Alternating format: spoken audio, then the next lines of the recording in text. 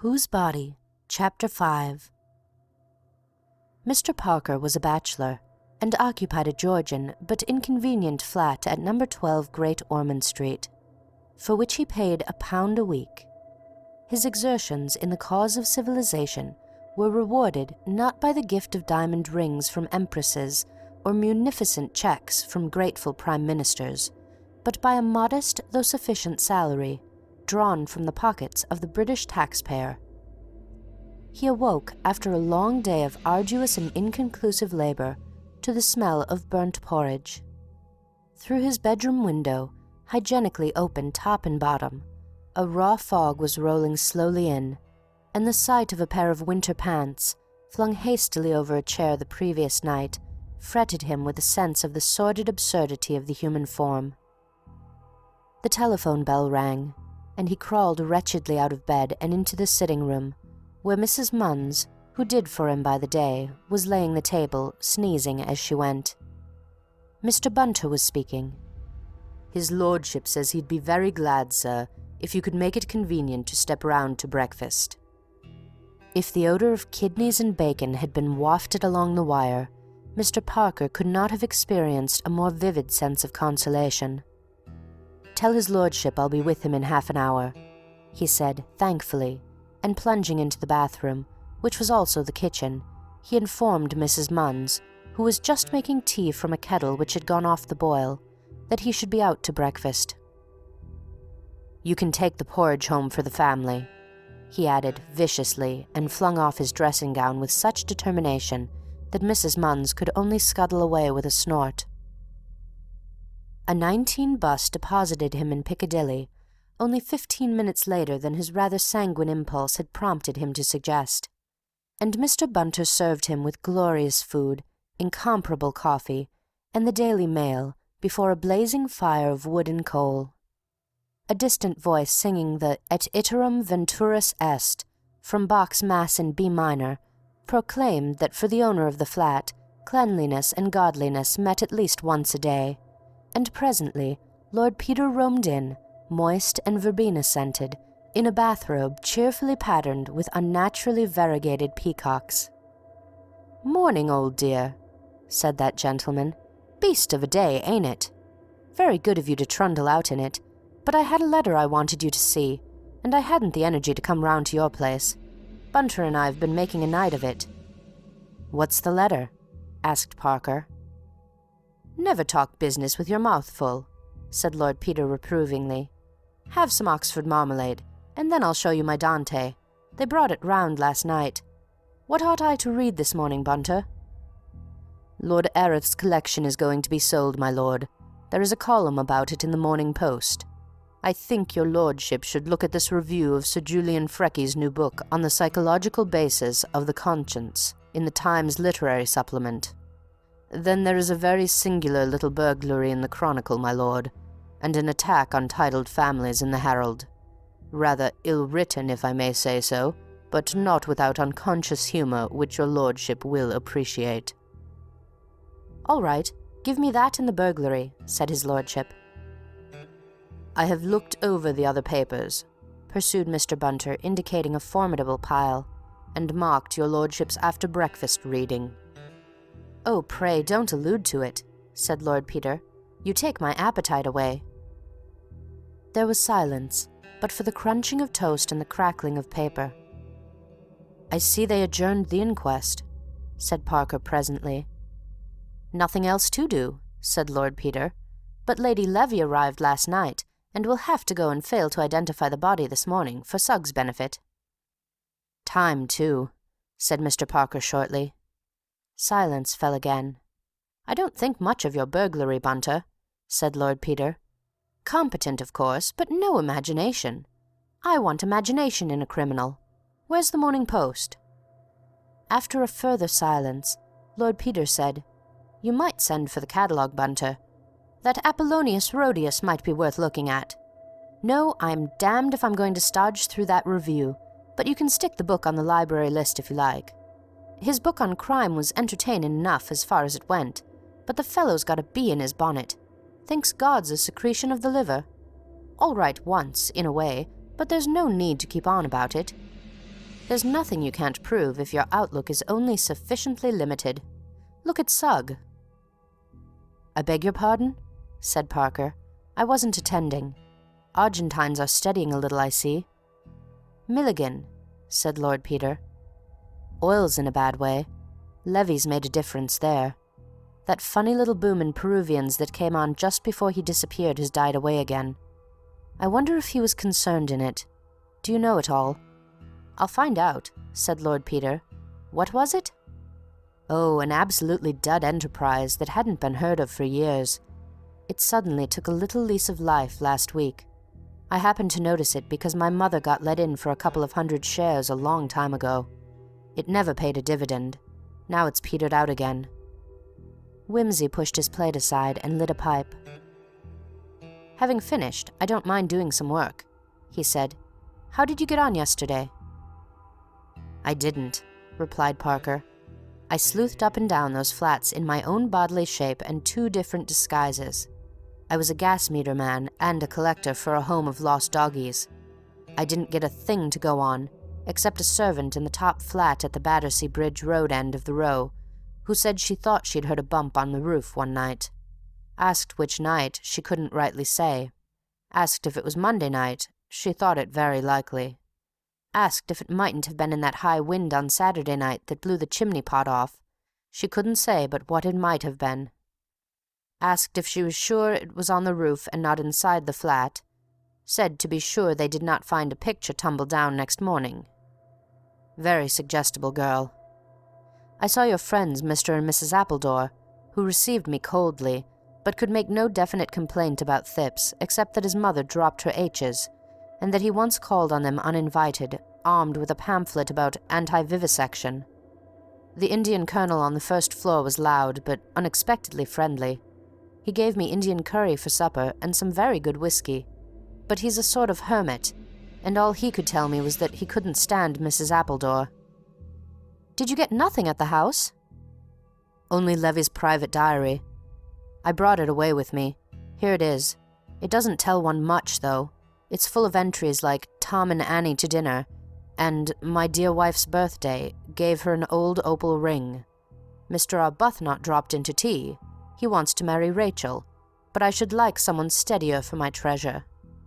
Still, I thought it would show who came to the house and so on. He evidently wrote it up at night. There's no entry for Monday." "I expect it'll be useful," said Lord Peter, turning over the pages. "Poor old Buffer. I say, I'm not so certain now he was done away with." He detailed to Mr. Parker his day's work. "Arbuthnot?" said Parker. "Is that the Arbuthnot of the diary?" "I suppose so. I hunted him up because I knew he was fond of fooling round the stock exchange. As for Milligan, he looks all right, but I believe he's pretty ruthless in business, and you never can tell. Then there's the red-haired secretary, lightning calculator man with a face like a fish. Keeps on saying nothing. Got the tar baby in his family, I should think. Milligan's got a jolly good motive for, at any rate, suspending Levy for a few days. Then there's the new man." "What new man?" "Ah, that's the letter I mentioned to you. Where did I put it? Here we are. Good parchment paper, printed address of solicitor's office in Salisbury, and postmark to correspond. Very precisely written, with a fine nib by an elderly businessman of old-fashioned habits." Parker took the letter and read. "Salisbury. Solicitors, Milford Hill, Salisbury. 17 November, 1920 blank. Sir, with reference to your advertisement today in the personal column of the Times, I am disposed to believe that the eyeglasses and chain in question may be those I lost on the L.B. and S.C. Electric Railway while visiting London last Monday. I left Victoria by the 5:45 train and did not notice my loss till I arrived at Balham. This indication and the optician's specification of the glasses which I enclose should suffice at once as an identification and a guarantee of my bona fides. If the glasses should prove to be mine, I should greatly oblige you if you would kindly forward them to me by registered post, as the chain was a present from my daughter and is one of my dearest possessions.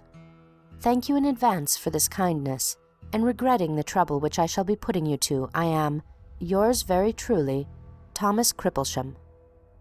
Lord Peter Wimsey, 110 Piccadilly West. Enclosure. Dear me, said Parker. This is what you might call unexpected. Either it is some extraordinary misunderstanding, said Lord Peter, or Mr. Cripplesham is a very bold and cunning villain, or possibly, of course, they are the wrong glasses. We may as well get a ruling on that point at once. I suppose the glasses are at the Yard. I wish you'd just ring them up and ask him to send round an optician's description of them at once. You might ask at the same time whether it's a very common prescription. Right you are, said Parker, and took the receiver off its hook. And now, said his friend, when the message was delivered, just come into the library for a moment. On the library table, Lord Peter had spread out a series of bromide prints, some dry, some damp, and some but half-washed. These little ones are the originals of the photos we've been taking, said Lord Peter, and these big ones are enlargements, all made to precisely the same scale. This one here is the footmark on the linoleum. We'll put that by itself at present. Now, these fingerprints can be divided into 5 lots. I've numbered 'em on the prints, see? And made a list. A. The fingerprints of Levy himself, off his little bedside book and his hairbrush. This and this. You can't mistake the little scar on the thumb. B. The smudges made by the gloved fingers of the man who slept in Levy's room on Monday night. They show clearly on the water bottle and on the boots, superimposed on Levy's. They are very distinct on the boots, surprisingly so for gloved hands, and I deduced that the gloves were rubber ones and had recently been in water. Here's another interesting point. Levy walked in the rain on Monday night, as we know, and these dark marks are mud splashes. You see they lie over Levy's fingerprints in every case? Now see, on this left boot, we find the stranger's thumb mark over the mud on the leather above the heel. That's a funny place to find a thumb mark on a boot, isn't it? That is, if Levy took off his own boots. But it's the place where you'd expect to see it if somebody forcibly removed his boots for him. Again, most of the stranger's finger marks come over the mud marks, but here's one splashed of mud which comes up on top of them again, which makes me infer that the stranger came back to Park Lane wearing Levy's boots, in a cab, carriage, or car, but that at some point or other he walked a little way, just enough to tread in a puddle and get a splash on the boots. What do you say? Very pretty, said Parker. A bit intricate, though, and the marks are not at all that I could wish a fingerprint to be. Well, I won't lay too much stress on it, but it fits in with our previous ideas. Now, let's turn to C, the prints obligingly left by my own particular villain on the further edge of Thipps' bath, where you spotted them, and I ought to be scourged for not having spotted them. The left hand, you notice, the base of the palm and the fingers, but not the tips, looking as though he had steadied himself on the edge of the bath while leaning down to adjust something at the bottom. The pince-nez, perhaps. Gloved, you see, but showing no ridge or seam of any kind. I say rubber, you say rubber, that's all. Now see here. D and E come off a visiting card of mine. There's this thing at the corner marked F, but that you can disregard. In the original document, it's a sticky mark left by the thumb of the youth who took it from me, after first removing a piece of chewing gum from his teeth with his finger to tell me that Mr. Milligan might or might not be disengaged. D and E are the thumb marks of Mr. Milligan and his red-headed secretary. I'm not clear which is which, but I saw the youth with the chewing gum hand the card to the secretary, and when I got into the inner shrine, I saw John P. Milligan standing with it in his hand, so it's one or the other, and for the moment it's immaterial to our purpose which is which. I boned the card from the table when I left. Well now, Parker, here's what's been keeping Bunter and me up till the small hours. I've measured and measured every way backwards and forwards till my head's spinning, and I've stared till I'm nearly blind, but I'm hanged if I can make my mind up. Question 1. Is C identical with B? Question 2. Is D or E identical with B? There's nothing to go on but the size and shape, of course, and the marks are so faint. What do you think? Parker shook his head doubtfully. I think E might almost be put out of the question. he said. "It seems such an excessively long and narrow thumb. But I think there is a decided resemblance between the span of B on the water bottle and C on the bath. And I don't see any reason why D shouldn't be the same as B, only there is so little to judge from." "Your untutored judgment and my measurements have brought us both to the same conclusion, if you can call it a conclusion," said Lord Peter bitterly. "Another thing," said Parker. "Why on earth should we try to connect B with C? The fact that you and I happen to be friends doesn't make it necessary to conclude that the two cases we happen to be interested in have any organic connection with one another. Why should they? The only person who thinks they have is Sugg, and he's nothing to go by. It would be different if there were any truth in the suggestion that the man in the bath was Levy, but we know for a certainty he wasn't. It's ridiculous to suppose that the same man was employed in committing two totally distinct crimes on the same night, one in Battersea and the other in Park Lane." "I know," said Wimsey, "though of course we mustn't forget that Levy was in Battersea at the time, and now we know he didn't return home at 12 as was supposed. We've no reason to think he ever left Battersea at all." "True, but there are other places in Battersea besides Thipps's bathroom, and he wasn't in Thipps's bathroom. In fact, come to think of it, that's the one place in the universe where we know definitely that he wasn't. So what's Thipps's bath got to do with it?" "I don't know," said Lord Peter. "Well, perhaps we shall get something better to go on today." He leaned back in his chair and smoked thoughtfully for some time over the papers which Bunter had marked for him. "They've got you out in the limelight," he said. "Thank heaven Sugg hates me too much to give me any publicity. What a dull agony column. Darling Pipsy, come back soon to your distracted Popsy, and the usual young man in need of financial assistance, and the usual injunction to remember thy Creator in the days of thy youth. Hullo, there's the bell. Oh, it's our answer from Scotland Yard." The note from Scotland Yard enclosed an optician's specification identical with that sent by Mr. Crimplesham, and added that it was an unusual one, owing to the peculiar strength of the lenses and the marked difference between the sight of the two eyes. "That's good enough," said Parker. "Yes," said Wimsey. "Then possibility number 3 is knocked on the head. There remain possibility number 1, accident or misunderstanding, and number 2, deliberate villainy, of a remarkably bold and calculating kind, of a kind, in fact, characteristic of the author or authors of our two problems. Following the methods inculcated at that university of which I have the honour to be a member, we will now examine severally the various suggestions afforded by possibility number 2.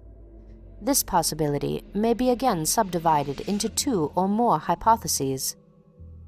On hypothesis 1, strongly advocated by my distinguished colleague Professor Snupshed, the criminal, whom we may designate as X, is not identical with Crimplesham, but is using the name of Crimplesham as his shield or aegis. This hypothesis may be further subdivided into 2 alternatives. Alternative A: Crimplesham is an innocent and unconscious accomplice, and X is in his employment. X writes in Crimplesham's name on Crimplesham's office paper, and obtains that the object in question, i.e. the eyeglasses, be dispatched to Crimplesham's address. He is in a position to intercept the parcel before it reaches Crimplesham. The presumption is that X is Crimplesham's charwoman, office boy, clerk, secretary, or porter. This offers a wide field of investigation. The method of inquiry will be to interview Crimplesham and discover whether he sent the letter, and if not, who has access to his correspondence. Alternative B: Crimplesham is under X's influence or in his power, and has been induced to write the letter by A. bribery, B. misrepresentation, or C. threats. X may, in that case, be a persuasive relation or friend, or else a creditor, blackmailer, or assassin. Crimplesham, on the other hand, is obviously venal or a fool. The method of inquiry in this case, I would tentatively suggest, is again to interview Crimplesham, put the facts of the case strongly before him, and assure him in the most intimidating terms that he is liable to a prolonged term of penal servitude as an accessory after the fact in the crime of murder. Ahem. Trusting, gentlemen, that you have followed me thus far, we will pass to the consideration of hypothesis number 2, to which I personally incline, and according to which X is identical with Crimplesham.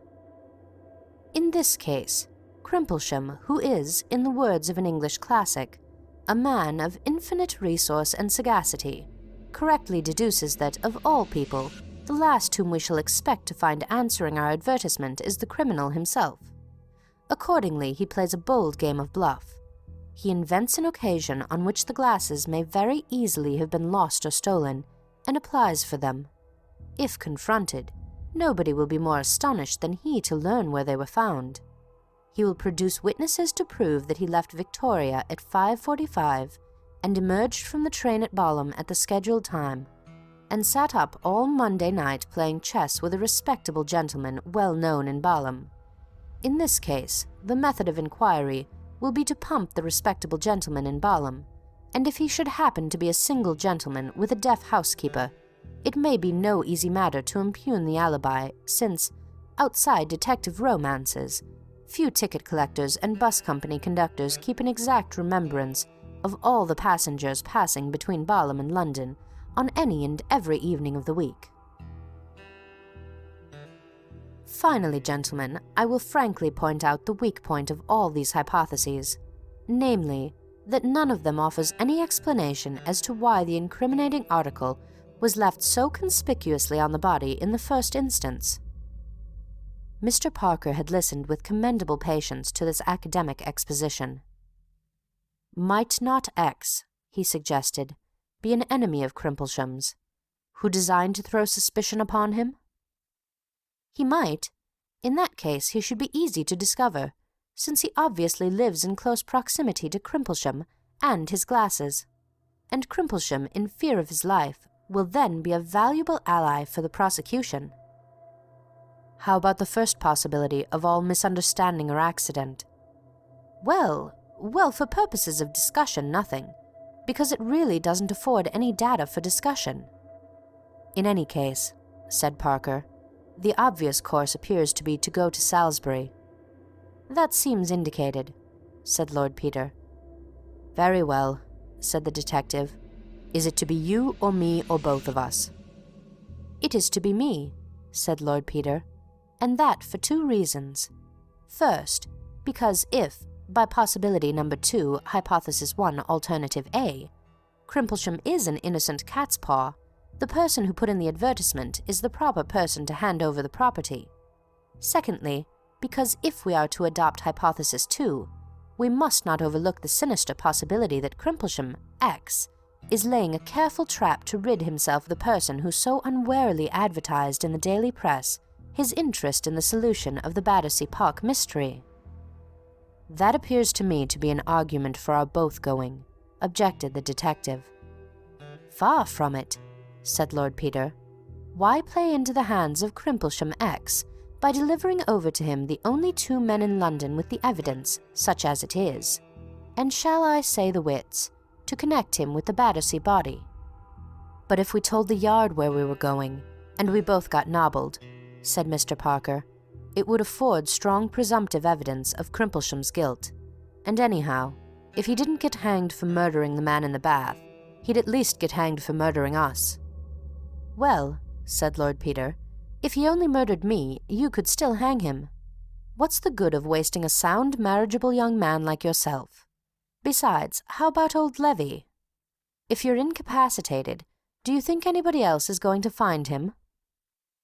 But we could frighten Crimplesham by threatening him with the Yard. Well, dash it all, if it comes to that, I can frighten him by threatening him with you, which, seeing you hold what evidence there is much more to the point. And then, suppose it's a wild goose chase after all. You'll have wasted time when you might have been getting on with the case. There are several things that need doing. Well, said Parker, silenced but reluctant. Why can't I go in that case? Bosh, said Lord Peter. I am retained by old Mrs. Thipps, for whom I entertain the greatest respect, to deal with this case, and it's only by courtesy I allow you to have anything to do with it." Mr. Parker groaned. "Will you at least take Bunter?" he said. "In deference to your feelings," replied Lord Peter, "I will take Bunter, though he could be far more usefully employed taking photographs or overhauling my wardrobe. When is there a good train to Salisbury, Bunter?" "There is an excellent train at 10:50, my lord." "Kindly make arrangements to catch it," said Lord Peter, throwing off his bathrobe and trailing away with it into his bedroom. "And Parker, if you have nothing else to do, you might get hold of Levy's secretary and look into that little matter of the Peruvian oil." Lord Peter took with him, for light reading in the train, Sir Reuben Levy's diary. It was a simple, and in the light of recent facts, rather a pathetic document.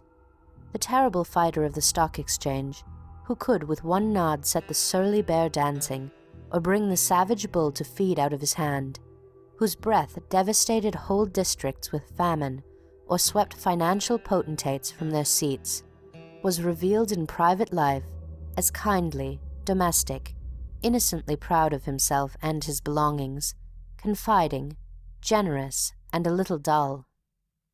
His own small economies were duly chronicled side by side with the extravagant presents to his wife and daughter. Small incidents of household routine appeared, such as "Man came to mend the conservatory roof," or "The new butler, Simpson, has arrived, recommended by the Goldbergs. I think he will be satisfactory."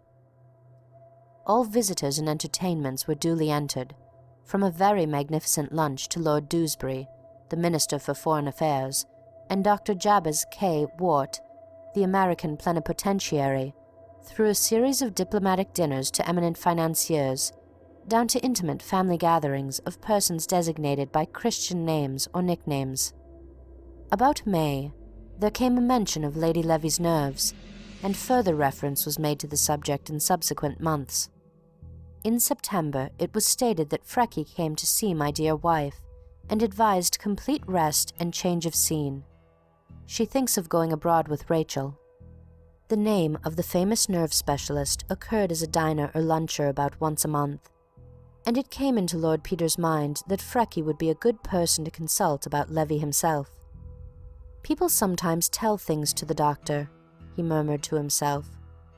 "And by Jove, if Levy was simply going round to see Freckey on Monday night, that rather disposes of the Battersea incident, doesn't it?" He made a note to look up Sir Julian, and turned on further. On September 18th, Lady Levy and her daughter had left for the south of France. Then suddenly, under the date October 5th, Lord Peter found what he was looking for. Goldberg, Schreiner and Milligan to dinner. There was the evidence that Milligan had been in that house. There had been a formal entertainment, a meeting as of two duelists shaking hands before the fight. Schreiner was a well-known picture dealer. Lord Peter imagined an after-dinner excursion upstairs to see the two cross in the dining-room, and the portrait of the eldest Levy girl, who had died at the age of 16. It was by Augustus John, and hung in the bedroom. The name of the red-haired secretary was nowhere mentioned, unless the initial S, occurring in another entry, referred to him. Throughout September and October, Anderson, of Wyndham's, had been a frequent visitor. Lord Peter shook his head over the diary, and turned to the consideration of the Battersea Park mystery. Whereas in the Levy affair it was easy enough to supply a motive for the crime, if crime it were, and the difficulty was to discover the method of its carrying out and the whereabouts of the victim. In the other case, the chief obstacle to inquiry was the entire absence of any imaginable motive. It was odd that, although the papers had carried news of the affair from one end of the country to the other, and a description of the body had been sent to every police station in the country, nobody had as yet come forward to identify the mysterious occupant of Mr. Thipps's bath. It was true that the description, which mentioned the clean-shaven chin, elegantly cut hair and the pince-nez, was rather misleading, but on the other hand, The police had managed to discover the number of molars missing, and the height, complexion, and other data were correctly enough stated, as also the date at which the death had presumably occurred. It seemed, however, as though the man had melted out of society without leaving a gap or so much as a ripple. Assigning a motive for the murder of a person without relations or antecedents, or even clothes, is like trying to visualize the fourth dimension. Admirable exercise for the imagination, but arduous and inconclusive. Even if the day's interview should disclose black spots in the past or present of Mr. Crimplesham, how were they to be brought into connection with a person apparently without a past, and whose present was confined to the narrow limits of a bath and a police mortuary? "Bunter," said Lord Peter, "I beg that in the future you will restrain me from starting 2 hairs at once. These cases are getting to be a strain on my constitution. One hair has nowhere to run from, and the other has nowhere to run to. It's a kind of mental DT, Bunter. When this is all over, I shall turn pussyfoot, forswear the police news, and take to an emollient diet of the works of the late Charles Garvice." It was its comparative proximity to Milford Hill that induced Lord Peter to lunch at the Minster Hotel, rather than at the White Hart, or some other more picturesquely situated hostel. It was not a lunch calculated to cheer his mind. As in all cathedral cities, the atmosphere of the Close pervades every nook and corner of Salisbury, and no food in that city but seems faintly flavoured with prayer books. As he sat sadly consuming that impassive pale substance known to the English as cheese, unqualified, for there are cheeses which go openly by their names, as Stilton, Camembert, Gruyere, Wensleydale, or Gorgonzola, but cheese is cheese and everywhere the same. He inquired of the waiter the whereabouts of Mr. Crimplesham's office. The waiter directed him to a house rather further up the street on the opposite side, adding, "But anybody'll tell you, sir. Mr. Crimplesham's very well known hereabouts." "He's a good solicitor, I suppose?" said Lord Peter. "Oh, yes, sir," said the waiter. "You couldn't do better than to trust Mr. Crimplesham, sir. There's folks say he's old-fashioned, but I'd rather have my little bits of business done by Mr. Crimplesham than by one of these fly-away young men. Not but what Mr. Crimplesham'll be retiring soon, sir, I don't doubt, for he must be close on 80, sir, if he's a day. But then there's young Mr. Wicks to carry on the business, and he's a very nice, steady-like young gentleman." "Is Mr. Crimplesham really as old as that?" said Lord Peter. "Dear me, he must be very active for his years. A friend of mine was doing business with him in town last week." "Wonderful active, sir," agreed the waiter. "And with his game leg, too, you'd be surprised. But there, sir, I often think, when a man's once past a certain age, the older he grows the tougher he gets. And women the same or more so." "Very likely," said Lord Peter, calling up and dismissing the mental picture of a gentleman of 80, with a game leg carrying a dead body over the roof of a Battersea flat at midnight. "He's tough, sir. Tough is old Joey Bagstock. Tough and devilishly sly," he added thoughtlessly. "Indeed, sir?" said the waiter. "I couldn't say, I'm sure." "I beg your pardon," said Lord Peter. "I was quoting poetry. Very silly of me. I got the habit at my mother's knee and can't break myself of it." "No, sir," said the waiter, pocketing a liberal tip. "Thank you very much, sir. You'll find the house easy. Just afore you come to Pennyfarthing Street, sir, about 2 turnings off, on the right-hand side opposite." "Afraid that disposes of Crimplesham X," said Lord Peter. "I'm rather sorry. He was a fine sinister figure as I had pictured him. Still, his may yet be the brains behind the hands. The aged spider sitting invisible in the centre of the vibrating web, you know, Bunter." "Yes, my lord," said Bunter. They were walking up the street together. "There's the office over the way," pursued Lord Peter. "I think, Bunter, you might step into this little shop and purchase a sporting paper, and if I do not emerge from the villain's lair, say, within 3/4 of an hour, you may take such steps as your perspicuity may suggest." Mr. Bunter turned into the shop as desired. and Lord Peter walked across and rang the lawyer's bell with decision. "The truth, the whole truth, and nothing but the truth is my long suit here, I fancy," he murmured, and when the door was opened by a clerk, he delivered over his card with an unflinching air. He was ushered immediately into a confidential-looking office, obviously furnished in the early years of Queen Victoria's reign, and never altered since. A lean, frail-looking old gentleman rose briskly from his chair as he entered and limped forward to meet him. "My dear sir," exclaimed the lawyer, "how extremely good of you to come in person. Indeed, I am ashamed to have given you so much trouble. I trust you are passing this way, and that my glasses have not put you to any great inconvenience. Pray take a seat, Lord Peter." He peered gratefully at the young man over a pince-nez, obviously the fellow of that now adorning a dossier in Scotland Yard. Lord Peter sat down. The lawyer sat down. Lord Peter picked up a glass paperweight from the desk and weighed it thoughtfully in his hand. Subconsciously he noted what an admirable set of fingerprints he was leaving upon it. He replaced it with precision on the exact centre of a pile of letters. "It's quite all right," said Lord Peter. "I was here on business. Very happy to be of service to you. Very awkward to lose one's glasses, Mr. Crimplesham." "Yes," said the lawyer. "I assure you I feel quite lost without them. I have this pair, but they do not fit my nose so well. Besides, that chain has great sentimental value for me. I was terribly distressed on arriving at Balham to find that I had lost them. I made inquiries of the railway, but to no purpose. I feared they had been stolen. There were such crowds at Victoria, and the carriage was packed with people all the way to Balham. Did you come across them in the train?" "Well, no," said Lord Peter. "I found them in rather an unexpected place.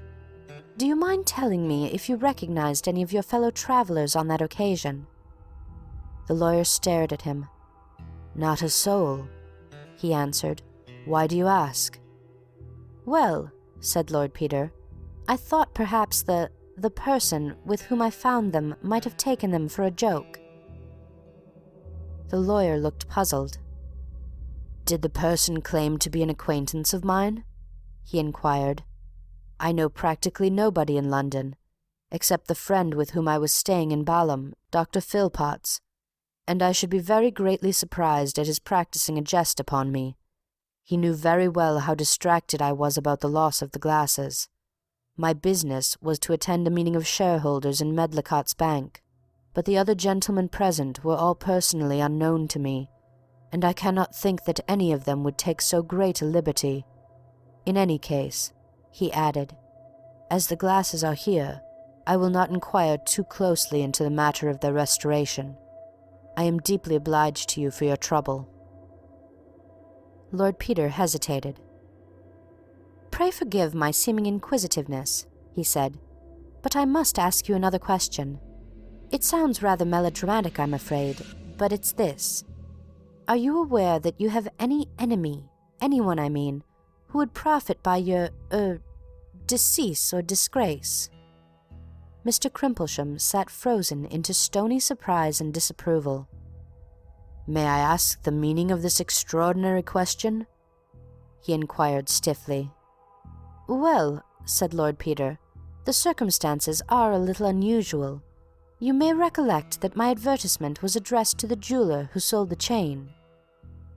"That surprised me at the time," said Mr. Crimplesham, "but I begin to think your advertisement and your behaviour are all of a piece." "They are," said Lord Peter.